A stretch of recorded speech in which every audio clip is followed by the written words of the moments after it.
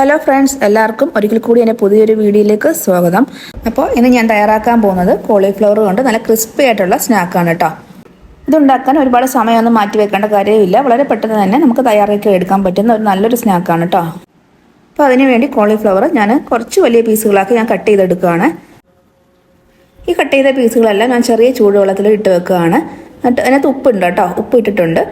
അപ്പം ഇതിനകത്ത് പുഴുക്കളോ എന്തെങ്കിലും ചെറിയ ജീവികളോ എല്ലാം ഉണ്ടെങ്കിൽ അങ്ങ് ചത്തുപോയിക്കോളും. അപ്പോൾ ഒരു 5 മിനിറ്റത്തേക്ക് ഇങ്ങനെ ചെറിയ ചൂടുവെള്ളത്തിൽ ഇട്ട് വെക്കാം.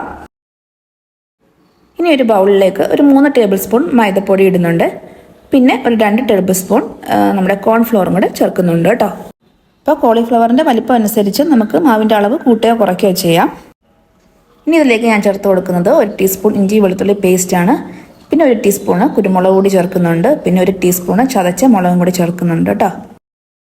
ഇനി ഇതിലേക്ക് ഞാൻ ചേർത്ത് കൊടുക്കുന്നത് ടൊമാറ്റോ സോസാണ്. 2 ടേബിൾ സ്പൂൺ ചേർത്ത് കൊടുക്കുന്നുണ്ട്. പിന്നെ അതിനുശേഷം 1 ടീസ്പൂണ് സോയാ സോസും കൂടി ചേർത്ത് കൊടുക്കുന്നുണ്ട് കേട്ടോ.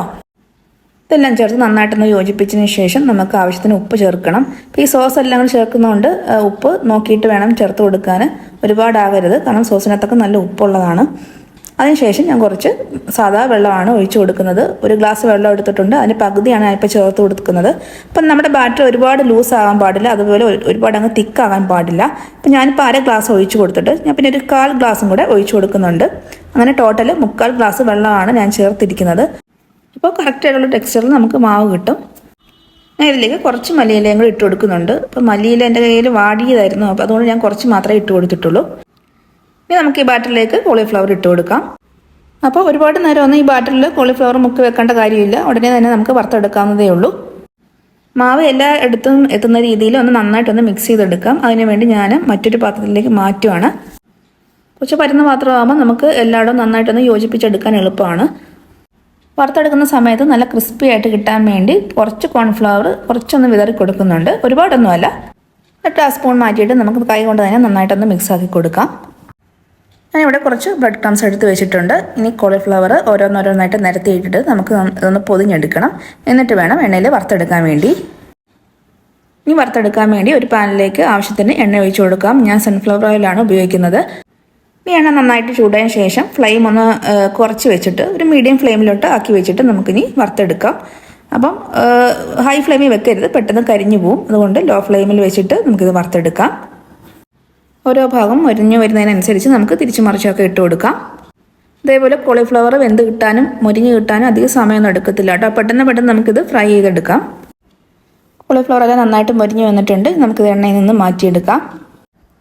എല്ലാം കോരി മാറ്റിയ ശേഷം അടുത്തതും കൂടി നമുക്ക് വറുക്കാനിടാം. അപ്പോൾ എണ്ണ ഒരുപാടൊന്നും വേസ്റ്റ് ആവത്തില്ല കേട്ടോ. ഈ എണ്ണയിൽ തന്നെ നമുക്ക് എല്ലാം ഫ്രൈ ചെയ്തെടുക്കാവുന്നേ ഉള്ളൂ. കാരണം നമ്മുടെ ബാറ്റർ കറക്റ്റ് കൺസിസ്റ്റൻസിയിലാണ് ആയതുകൊണ്ട് ഒരുപാട് എണ്ണയൊന്നും കുടിക്കത്തില്ല. അടുത്ത ട്രിപ്പിലിട്ടതും ഒരുമാതിരി മുരിഞ്ഞ് വരാറായി. ഇനിയിപ്പോൾ അതും കൂടെ മാറ്റിയതിന് ശേഷം ബാക്കി വന്ന മാവുണ്ടല്ലോ, അത് വേസ്റ്റായി കളയാതെ നമുക്ക് എണ്ണയിലിട്ട് മുരിച്ചെടുക്കാവുന്നതേ ഉള്ളൂ. അത് നല്ല ടേസ്റ്റ് കേട്ടോ. ആ മാവ് മുരിച്ചെടുത്ത് കഴിക്കുന്ന നല്ല ടേസ്റ്റാണ്. അപ്പം അതും കൂടെ ചെയ്തെടുക്കാം. അപ്പോൾ ആ ബാക്കി വന്ന മാവിലേക്ക് ഞാൻ ആ ബ്രെഡ് ക്രംസും കൂടെ ചേർത്ത് ഒരു കുഴമ്പ് പരുവത്തിലാക്കിയിട്ട് ഒരു റൗണ്ട് ഷേപ്പിലാക്കിയിട്ട് ഞാനത് വറുത്തെടുക്കുകയാണ്. കോളിഫ്ലവർ എല്ലാം വറുത്ത് മാറ്റിയ ആ എണ്ണയ്ക്കകത്ത് തന്നെയാണ് ഞാൻ പിന്നെയും ഇത് വറുക്കാൻ എടുക്കുന്നത്. ആദ്യം ഒഴിച്ചതല്ലാതെ പിന്നെ എണ്ണയൊന്നും ഞാൻ ഒഴിച്ചു കൊടുത്തിട്ടില്ല. ഇനി നമുക്ക് ഈ മാവ് ഒന്ന് പരത്തിയിട്ട് ഒരു റൗണ്ട് ഷേപ്പിലോട്ട് മാറ്റിയിട്ട് ഇട്ട് കൊടുക്കാം. ഒരു കനം കുറച്ചിട്ട് വേണം കേട്ടോ ഇട്ട് കൊടുക്കാൻ വേണ്ടി. അപ്പോൾ പെട്ടെന്ന് അങ്ങ് വെന്ത് കിട്ടും, അതുപോലെ മുരിഞ്ഞും കിട്ടും. അപ്പോൾ ബാക്കി വന്ന മാവ് നമുക്ക് കളയാതെ ഇങ്ങനെ അങ്ങ് ചെയ്തെടുക്കാം. ഇത് നല്ല ടേസ്റ്റ് ആയിട്ടോ, നല്ല ക്രിസ്പി ആയിട്ടിരിക്കും. കുട്ടികൾക്കൊക്കെ ഒരുപാട് ഇഷ്ടപ്പെടും. അപ്പം ഇതും മീഡിയം ഫ്ലെയിമിലിട്ട് നമുക്ക് വറുത്തെടുക്കാം. ഫുൾ ഫ്ലെയിമിലിടരുത്, കരിഞ്ഞു പോവും. മീഡിയം ഫ്ലെയിമിലിട്ട് വറുത്തെടുത്താൽ മതി. അപ്പോൾ നല്ല ക്രിസ്പി ആയിട്ടുള്ള കറുമുറാന്ന് കടിച്ച് കഴിക്കാൻ പറ്റുന്ന നല്ല ടേസ്റ്റി ആയിട്ടുള്ള കോളിഫ്ലവർ ഫ്രൈ റെഡി ആയിട്ടുണ്ട്. അതേപോലെ ആ മൊരിഞ്ഞ മാവും നല്ല ടേസ്റ്റ് ആട്ടോ കഴിക്കാൻ. അപ്പോൾ വീഡിയോ ഇഷ്ടപ്പെട്ടാൽ ലൈക്ക് ചെയ്യാനും അതേപോലെ കമൻറ്റ് ചെയ്യാനും പിന്നെ സബ്സ്ക്രൈബ് ചെയ്യാനും മറന്നു പോകല്ലോ കേട്ടോ. അപ്പോൾ ഓക്കെ, താങ്ക് യു.